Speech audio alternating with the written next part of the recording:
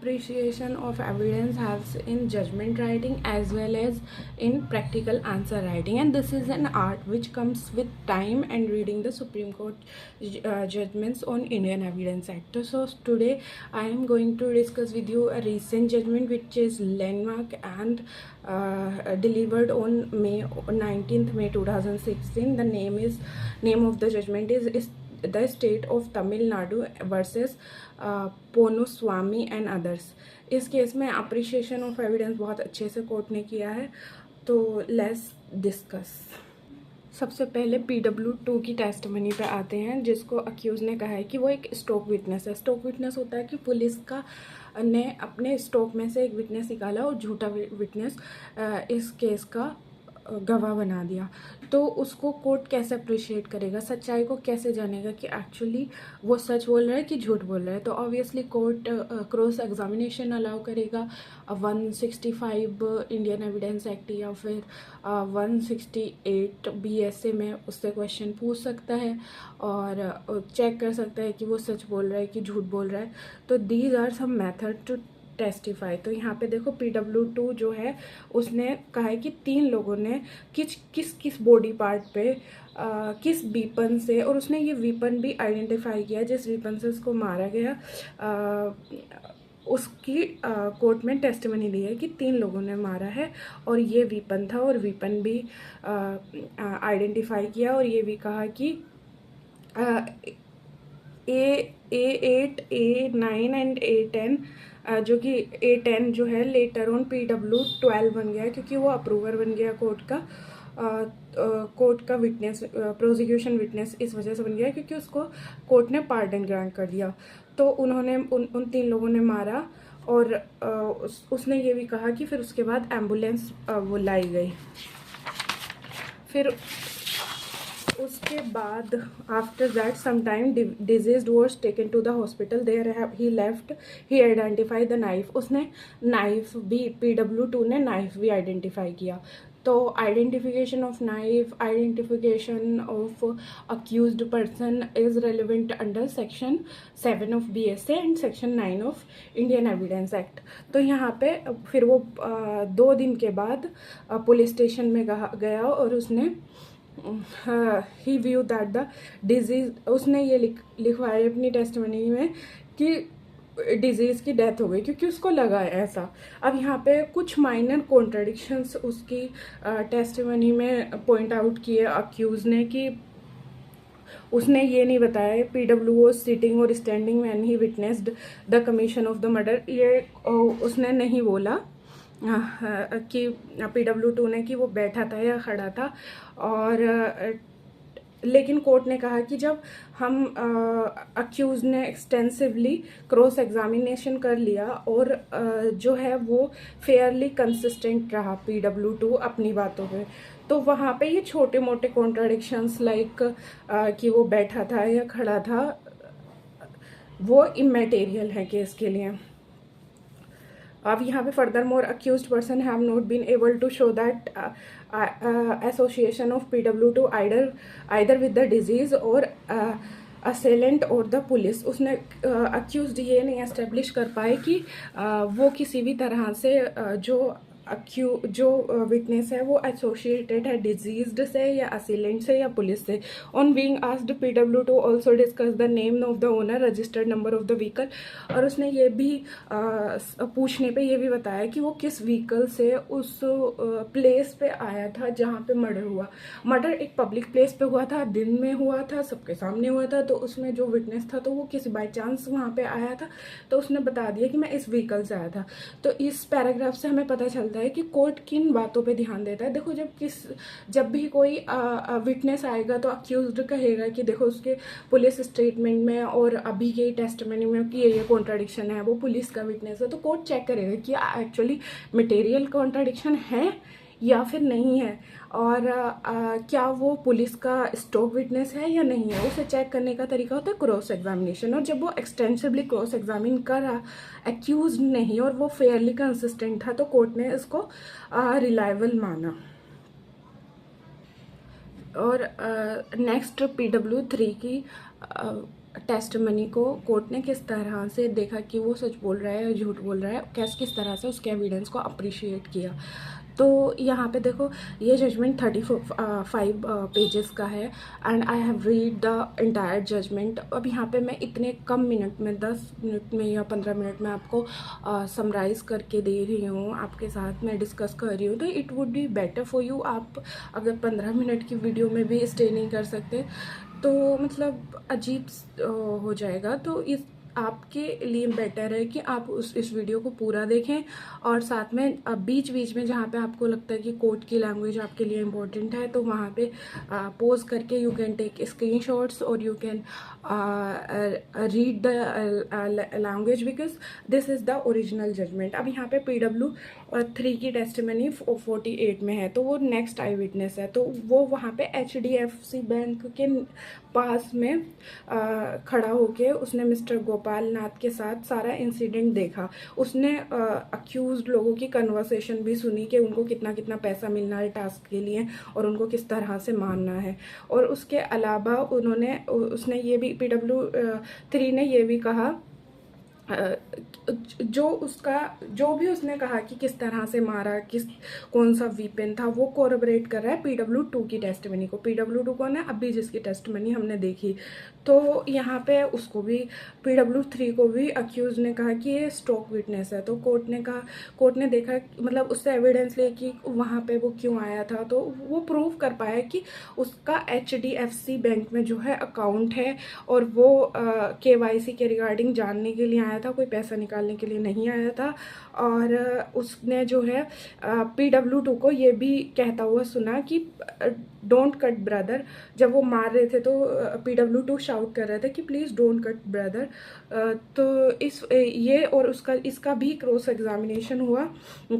PW3 was also extensively cross-examined regarding the surroundings of the place of occurrence, and no discrepancy was highlighted which could raise a doubt on his presence at the spot।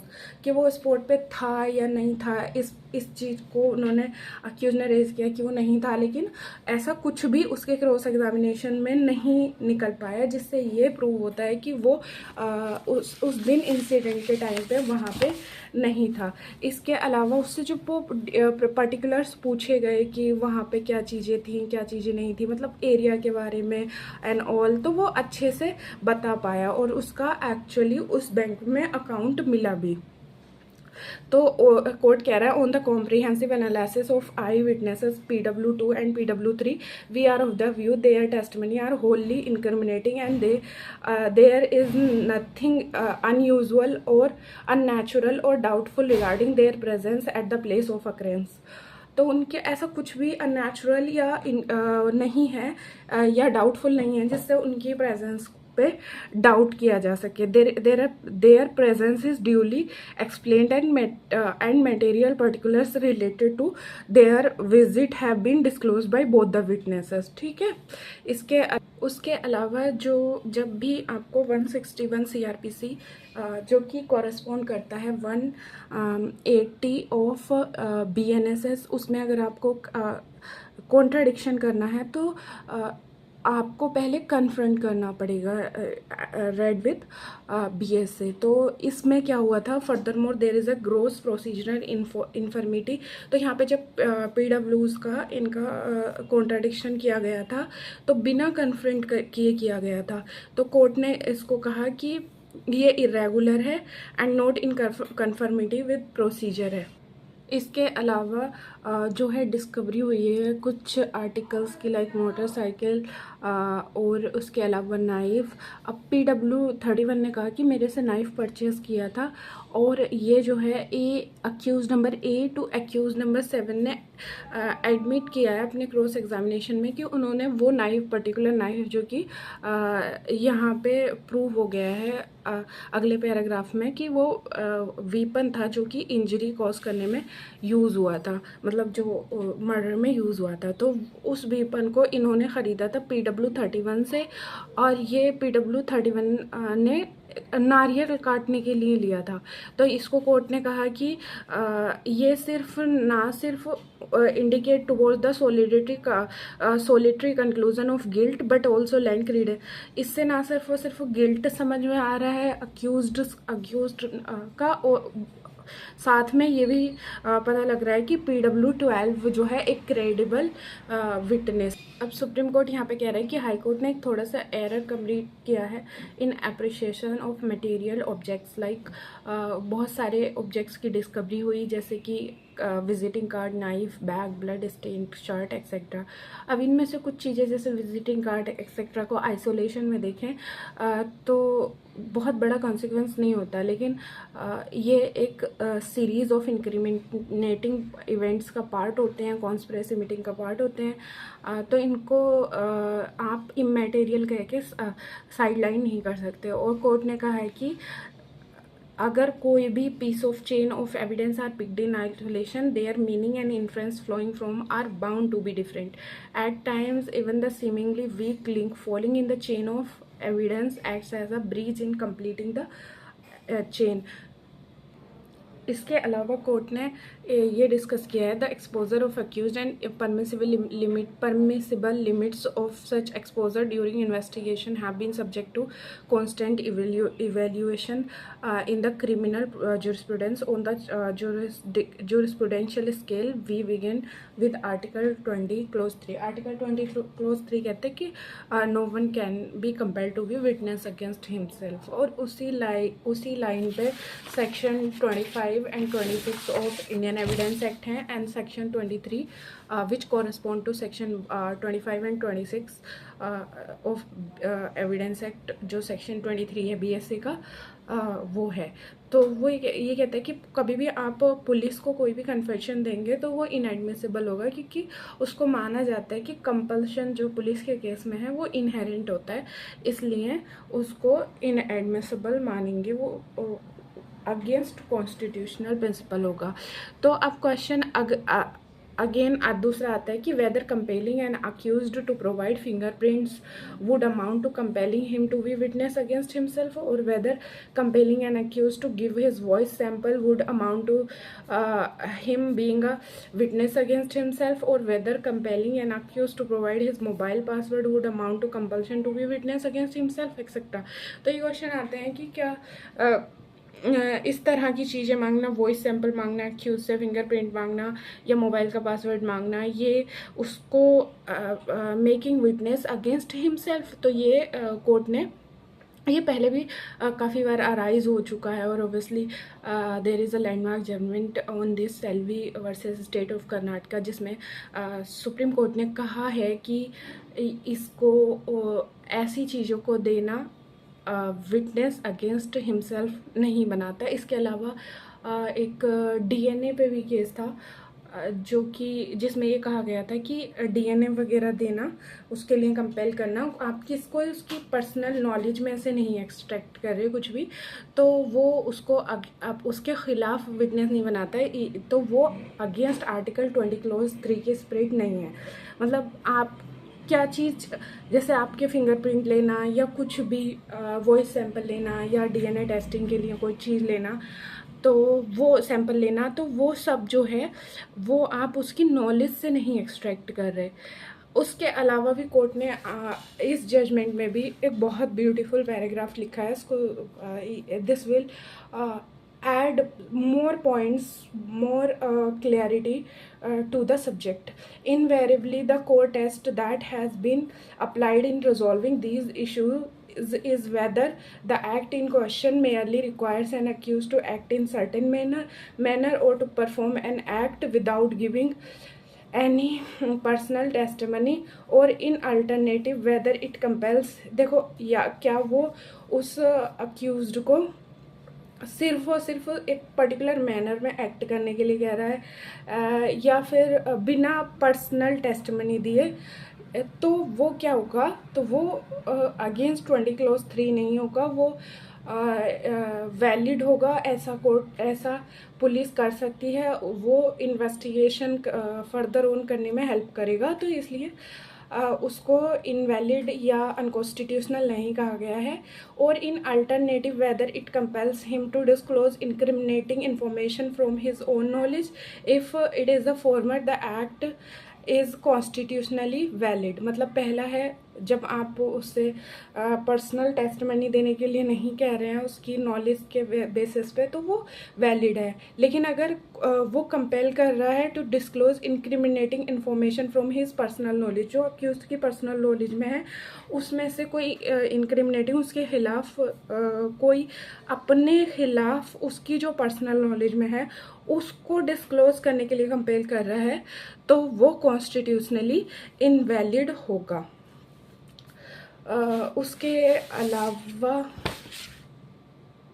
इसके अलावा एक और relevant fact जो कि motive है, जो section 6 BSA में deal किया गया है और सेक्शन 8 एविडेंस एक्ट में, उसके बारे में कोर्ट ने कहा है कि it is a tried law that the case based on circumstantial evidence motive is relevant, however it is not conclusive of the matter.